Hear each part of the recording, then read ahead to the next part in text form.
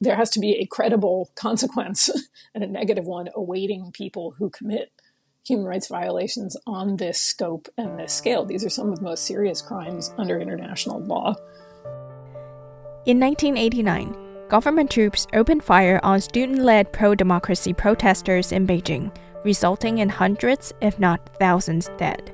The tragic event is remembered as the June 4th massacre, or the Tiananmen crackdown.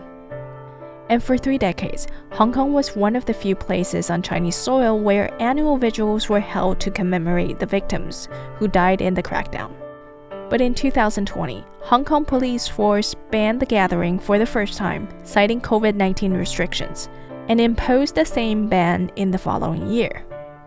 And no official commemoration has been held since the vigil organizer, Hong Kong Alliance in Support of Patriotic Democratic Movements of China, disbanded in September 2021. And this year is the 35th anniversary of the Tiananmen Massacre. According to news report, Hong Kong police arrested 4 people on June 4th this year. Among them is a 68-year-old woman who had been arrested under the Safeguarding National Security Ordinance, the city's new national security law enacted in March, which is also known as Article 23. She allegedly committed crimes related to seditious intention by chanting slogans on the street in the afternoon. Another 24-year-old man and 69-year-old woman were said to have acted suspiciously in public. And on the eve of June 4th, an artist was stopped, questioned, and taken away by police as he sought to partake in some performative art. With all the incidents and arrests, it is not difficult to see what the Chinese government is trying to do in Hong Kong. To take away people's freedom to remember what they did.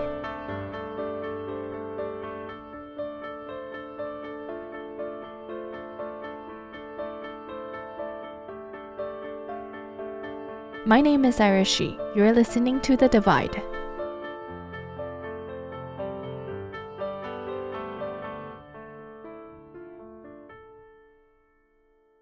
Sophie Richardson is a longtime activist and scholar of Chinese politics, human rights, and foreign policy. From 2006 to 2023, she served as the China director at Human Rights Watch. She's currently a visiting scholar at the Center for Democracy Development and the Rule of Law at the Freeman Spogli Institute at Stanford University. Sophie has been researching China's human rights abuses for years. And here's her observation on the heavy police presence in Hong Kong on June 4th this year. The police presence and banning the vigil and prosecuting the people who have organized vigils in the past, I think makes it clear who's calling the shots now in Hong Kong, and that's Beijing. Many of these punishments are similar to what you see in the mainland. And the idea that you can now be detained as an artist was for walking out onto the street and making certain hand gestures is ludicrous relative to not just what the vigils at Victoria Park in the past were like, but indeed the first commemoration or reaction in Hong Kong at the time was a massive march in solidarity with pro-democracy protesters. And, I think it's an indication of the Xi Jinpingification of law and policing and restrictions on free speech in Hong Kong. To put things in context, how dangerous is it for Hong Kongers to participate in the June 4th commemoration? In 2021, Hong Kong media mogul Jimmy Lai, along with 2 other prominent activists, was found guilty for taking part in a vigil that marked the Tiananmen Massacre. And they were sentenced to 13 months in prison. And as of today, all of them are still behind bars. I think many Hong Kongers feel very acutely these restrictions and both visibly and not find other ways of commemorating the occasion and maintaining the political views to which they are wholly entitled. I do want to remind people that the International Covenant on Civil and Political Rights and the International Covenant on Economic, Social, and Cultural Rights still apply in Hong Kong, even post-handover. And that gives people absolutely the right to go out onto the street and peacefully share their views or make hand gestures or turn on their phone flashlights. And I think many people in the territory still feel very strongly a desire to use those rights. And you see that in, less reported kinds of activities or very evocative ones like people trying to sing Glory to Hong Kong or climbing up to the top of Lion Rock. And those are amplified, I think, by all of the demonstrations that we see by Hong Kong communities all over the world. I should say it this way, maybe, or a different way of making this same point is that, in my experience, especially people who have had rights and then have them taken away work very hard, not just to keep using them, but to show authorities that they know they still have them. Here's Hong Kong's Chief Executive John Lee on whether Hong Kong citizens would still be able to publicly mourn June 4th on the street.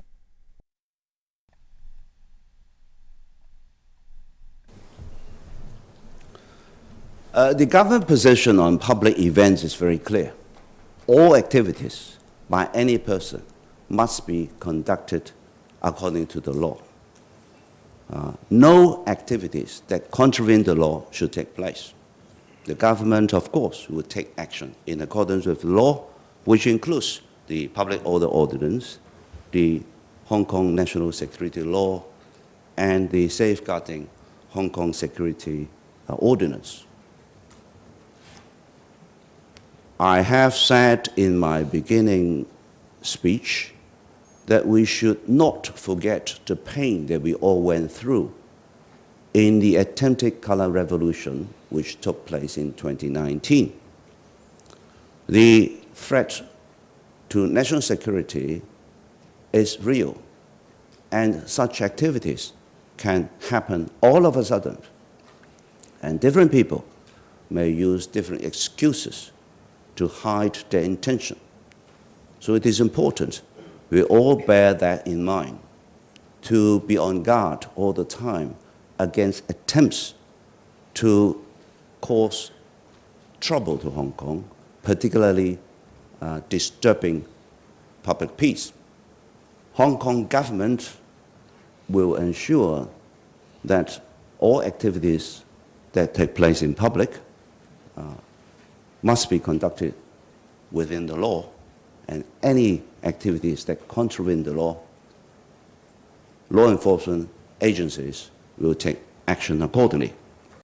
The law that John Lee was referring to includes the Public Order Ordinance, the Hong Kong National Security Law, and the new Safeguarding National Security Ordinance, which was enacted under Article 23 of the Basic Law, the city's mini-constitution, in March. These people are remarkably insecure that they spend so much time talking about national security. I mean, what really is the actual threat to Hong Kong's political status? And at a time when you see authorities prosecuting people for having done nothing more than exercise their rights to political participation and having an informal poll for candidates, I think you can see the extent to which the authorities will go to try to criminalize protected behavior. And I think that trend is probably likely to continue. I think the question is really whether it's going to succeed. But I won't be surprised if we watch the central government continue to press Hong Kong authorities to adopt new laws and regulations, as we've seen with this pair of national security laws and ordinances, to further criminalize certain kinds of behavior. But those laws will be like their analogs in the mainland. They'll be vague. They'll be, very broad. They will remove people's due process rights. And they'll probably set out pretty stiff penalties. But I think we'll see the same kind of reactions that we've seen particularly in the relatively early Xi Jinping years, to create a legal veneer or a veneer of legality for violating people's human rights. On June 7th, English-language newspaper South China Morning Post reported that a former senior Hong Kong prosecutor has lodged a legal challenge to his dismissal over remarks made in 2 emails that accused police of lying and invited colleagues to observe the June 4th Tiananmen Square vigil. Looking at Hong Kong today, it makes me wonder, what have we, the international community, done wrong? Would Hong Kong be a different story today had the international community reacted more strongly in the aftermath of the 2019 pro-democracy movement? I think you'd probably have to go further back. One lesson I hope all democracies take away from what's happened in Hong Kong is that if you are going to sign a binding bilateral agreement with the Chinese government that might have human rights implications, you probably want to include a clause that gives you some room to weigh in when things start to go wrong. The fact that the Sino-British Joint Declaration didn't include any sort of mechanism for particularly the UK to, express concern or act, take certain kinds of actions when the treaty was obviously being violated, was probably sort of the original sin in a sense. But I think the failure to impose certain kinds of consequences for central and Hong Kong government authorities in response in 2019 will certainly have had implications. Obviously, the pandemic changed the politics a little bit for a while, but the reality is also that very senior Hong Kong officials can still travel and make money and engage in several different ways with senior level democratic government officials.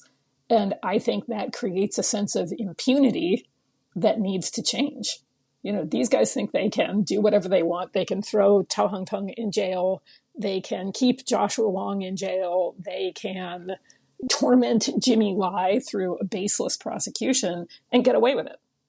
And that has to change. As we wait for the world to react differently, people like Jimmy Lai are thrown into jail by the Hong Kong government for their belief in democracy and human rights.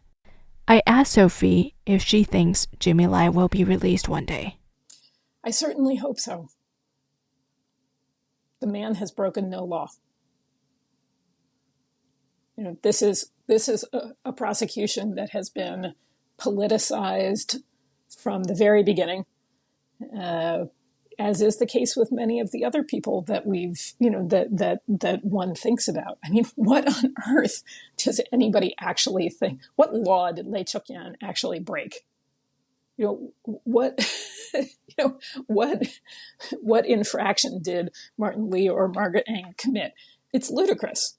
It's absolutely ludicrous. And I think Jimmy Lai's case is a particularly evocative one, partly because of his health and his age and his profile, and his reputation, people knowing him both as a media mogul and as a business person.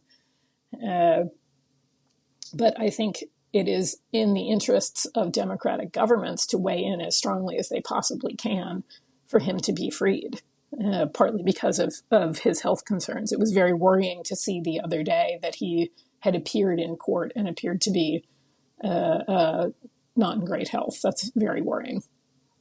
What's happening in Hong Kong today looks awfully like what has been happening in the mainland China for decades. Sophie recently published her research in the magazine The Diplomat. In her research, she found that Chinese authorities regularly inflict collective punishment against families of activists and dissidents, penalizing them by proxy by harming their children, spouses, and parents. This was with my good friend Renee Xia from Chinese Human Rights Defenders about their annual report that this year chose to detail the ways that the Chinese government inflicts punishments on human rights activists' family members, from aging parents to very small children, as a way of trying to shut human rights defenders up. And one of the cases that we looked at, and that I find, I don't even have the words to explain how awful this case is, especially because it's ongoing, has to do with the children of a very well-known human rights defender named He Fangmei, who was wrongfully detained with two of her children who are very young. They're roughly 2 and 5 now. And when they were initially detained in a psychiatric hospital. And when she was removed from that facility to a formal detention center to await trial on baseless charges of picking quarrels and stirring up troubles, the children remained in that facility. They were then moved to a local mayor's office, and then nobody seems to know where they are now. 2 tiny children were arbitrarily detained and now have effectively been disappeared, simply because their mother had the nerve to suggest that maybe the Chinese government should be more honest about medical treatment and vaccines. This is appalling conduct from any government, that it's coming from one of the most powerful governments in the world, and that weeks after these children were moved, nobody seems to know where they actually are, who's looking after them. There's no basis for any of this in Chinese law, but it shows you the lengths the authorities will go to try to silence critics. How old are these young children? I think the children are now, the 2 girls are now about 2 and about 5. So they're very small children who should not be separated from their parents. They shouldn't have been detained with their mother shouldn't have been detained. In a just world, He Fangmei would be free and, taking legal action against the authorities who wrongfully detained her and harmed her children. On June 6, just a day after I finished my interview with Sophie, multiple news outlets reported that He Fangmei's 2 little children were sexually assaulted in the psychiatric ward.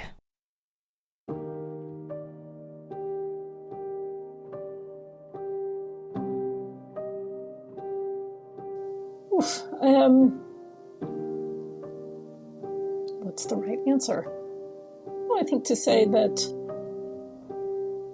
there are, what's the right answer? That there are many human rights defenders and victims and survivors of Chinese government abuses, whether it's the Tiananmen mothers, whether it's He Fangmei and her children, whether it is countless numbers of Uyghurs and Tibetans, being persecuted simply for being who they are, who need the outside world's attention and access to justice that they're systematically denied inside the country.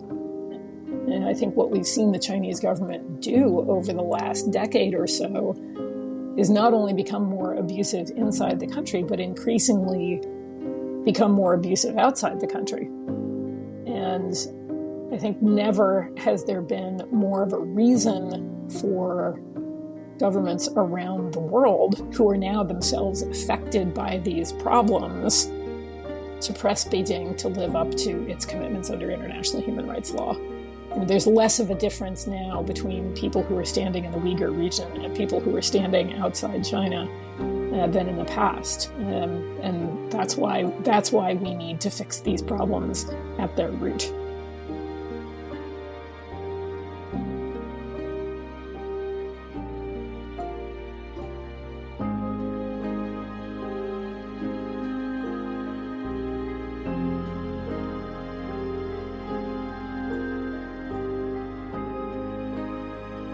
Thank you for listening. This episode of The Divide is produced by Radio Taiwan International.